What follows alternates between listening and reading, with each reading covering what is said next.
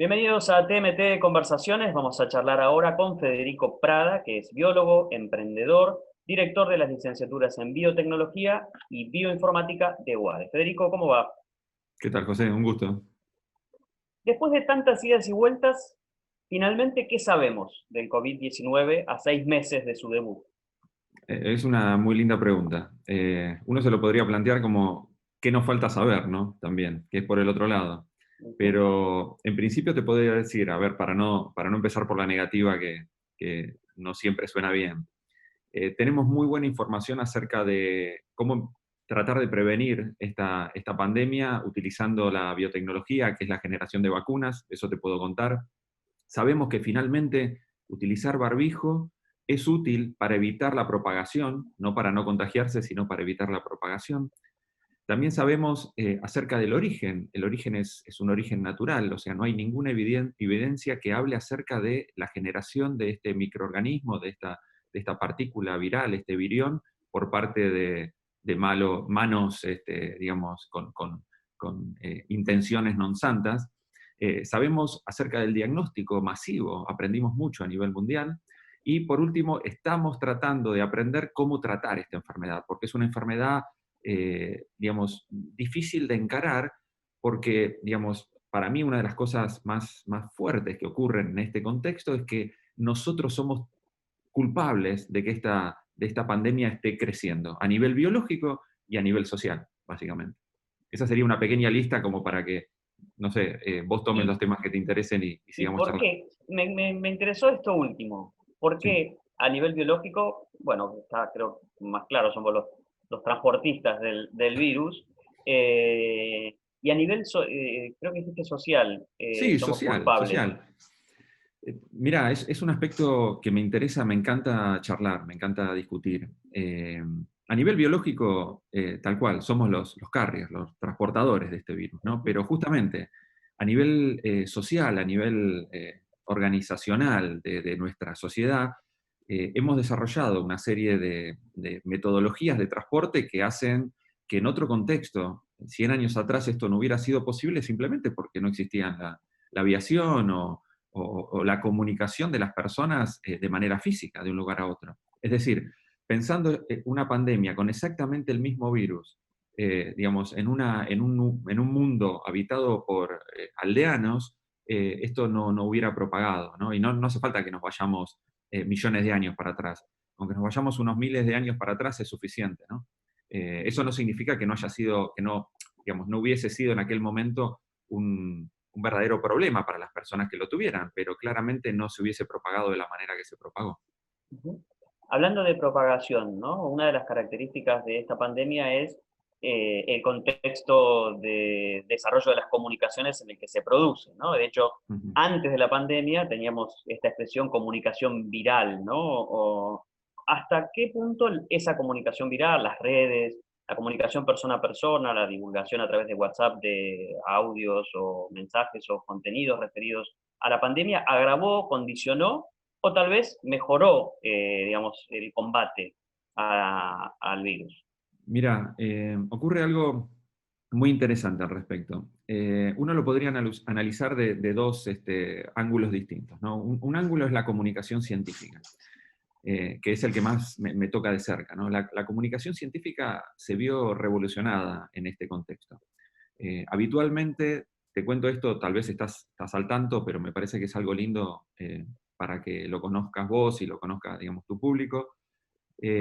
Los científicos suelen publicar en revistas que son especializadas de ciencia y por lo general una publicación puede tardar entre idas y venidas a la editorial y la revisión un año.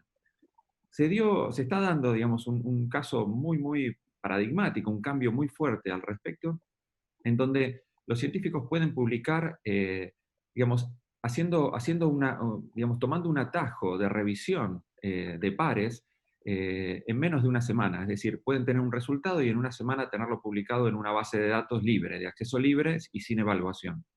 Esto aceleró los tiempos de comunicación de los datos, pero también cayó la calidad de esos datos. Y yo creo que en el mundo del periodismo, la comunicación específicamente, también pasa un poco eso, ¿no? Chequear los datos hoy en día es algo tal vez que cueste simplemente por la cantidad, por el volumen de datos que se está manejando. Y eso genera desinformación también. Lo vivimos en el ambiente científico y me imagino que y también lo vimos en otros, en el ambiente, digamos, de la sociedad toda, pero bueno, en dos escalones distintos o dos tipos distintos de información, ¿no? La disciplinar científica y la comunicación global. Ujú.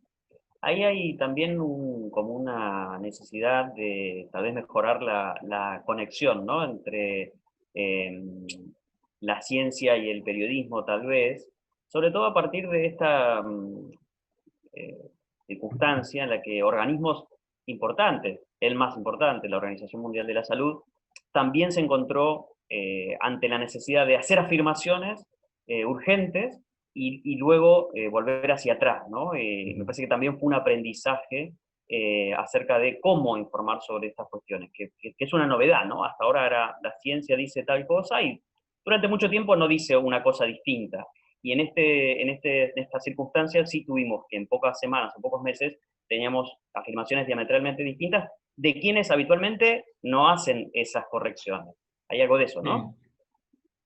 Efectivamente, no sé si llamaría dar un paso atrás o marcha atrás respecto de la información, porque la ciencia va tomando sus rumbos, ¿no? Lógicamente. Y va demoliendo paradigmas y no tiene dogmas, entonces es lógico que pasen. El tema es que habitualmente eso pasa con unos rangos de tiempo mucho más amplios. Entonces, Exacto. uno no lo toma como que sea un paso atrás o una marcha atrás respecto de la información o la toma de decisiones. El tema es que ahora los cambios son tan rápidos que uno piensa, o digamos, detrás de eso se lee, acá no estuvo bien organizado esto, o no se concluyó con la evidencia adecuada. Pero claramente tiene que ver con que todo está acelerado. Ujú. Y bueno, eh, medir las palabras, ¿no? Cuando uno toma una decisión después de años de evidencia, bueno, tiene un sustento. Acá hay que tomar decisiones con semanas de evidencia. Ujú. Por eso la pregunta inicial, ¿qué sabemos o qué no sabemos? ¿No? Y como quedan cosas sin saber o sin terminar de entender, entonces las afirmaciones son como más débiles. Y en ese sentido creo que la Organización Mundial de la Salud se cuida o, digamos, no da por sentado ciertas cosas que muchos científicos ya la están manifestando simplemente para evitar este cambio de rumbo tan efusivo, como lo que ocurre hoy en día, en donde más de 200 científicos de todo el mundo, súper prestigiosos, le escriben una carta a la OMS diciéndole que manifieste abiertamente que el virus se puede, digamos, transmitir por aire, ¿no? Por aerosoles, cosa que hasta el momento no está informado de eso, y que cambiaría la manera de cuidarse y cambiaría la manera de evitar la propagación. Es decir, hay Ujú. una presión por parte de cierto grupo de científicos hacia estos entes tan importantes. Federico, la pregunta después de en Argentina más de 100 días de cuarentena, más de 6 meses, cientos de miles de muertos, millones de contagiados, es, resolvemos esta crisis, aparece la vacuna o la solución o el tratamiento y el coronavirus pasa a ser historia. Pero ¿qué pasa si aparece otro virus y otro, digamos? Vamos a vivir el resto del tiempo en cuarentena, digamos, ¿qué probabilidades hay de que eso ocurra, digamos, de que aparezcan nuevos coronavirus o virus de esta magnitud? Si volvemos a la pregunta y a la respuesta que estuvimos charlando recién en relación a, digamos, qué tenemos que ver con todo esto, nosotros vamos a seguir siendo los mismos, es decir, nuestra sociedad va a seguir comunicándose de la misma manera, y es como que de alguna forma abrimos una puerta a la naturaleza, en donde por esa puerta, esa ventana, o como nos guste pensarlo, van a seguir entrando a nuestra sociedad, a la humanidad, eh, ciertos organismos biológicos que van a comprometer la estabilidad o la salud de la humanidad. Las pandemias, yo creo que llegaron para quedarse, ¿no? En la sociedad que tenemos. El tema es cómo ir, en biología se da, digamos, cuando una especie adquiere algún tipo de habilidad, destreza o característica, siempre hay otra especie que la acompaña, ¿no? Se llama una coevolución. Nosotros vamos a tener que coevolucionar. No de una manera natural, porque natural sería que, bueno, que se mueran las personas que se tienen que morir, sino acá va a haber una evolución dirigida. Y la evolución dirigida va a ser cómo nos adaptamos a estos nuevos tiempos de pandemias o de no sé, riesgos biológicos por venir. Y ahí va a tener que haber, digamos, va a tener que generar el mundo, digamos, la OMS o la organización que sea a nivel internacional, ciertas puertas de contención para que en el caso de ocurrir, digamos, otra amenaza biológica natural como la que sufrimos en este momento, existan las herramientas para poder frenarla lo antes posible. Pero definitivamente nuestro mundo está cambiando, cambió, abrió las puertas y ahora la naturaleza es como que encontró la manera de entrar, perdón. Ujú.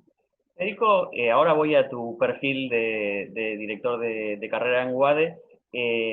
Suele haber hechos del contexto que motivan a los jóvenes a estudiar determinadas carreras, ¿no? Ujú. Lo vemos en todos los ámbitos, ¿no? Episodios globales o nacionales que como que siembran una semilla de vocación profesional en muchos chicos. ¿Vos crees que puede pasar algo por el estilo a nivel mundial, obviamente, pero concentrándonos en Argentina, en la ciencia a partir de la pandemia? Definitivamente, José.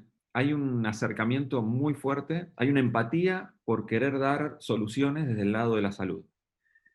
Habitualmente uno lo observa en personas que quieren, que desean, digamos, tener una profesión altruista, ¿no? Que ayude al contexto y que ayude a otras personas, pero en este caso se está dando un acercamiento muy fuerte por parte de jóvenes donde dicen, quiero estudiar algo que permita generar una cura o una vacuna o alguna posibilidad de diagnóstico más rápido en relación a esta pandemia que estamos viviendo.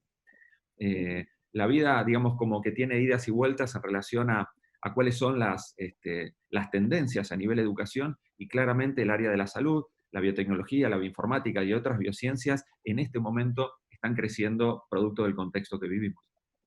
Federico, muchas gracias. Un placer, José. Hablábamos con Federico Prada, biólogo, emprendedor, director de las licenciaturas en biotecnología y bioinformática de UADE.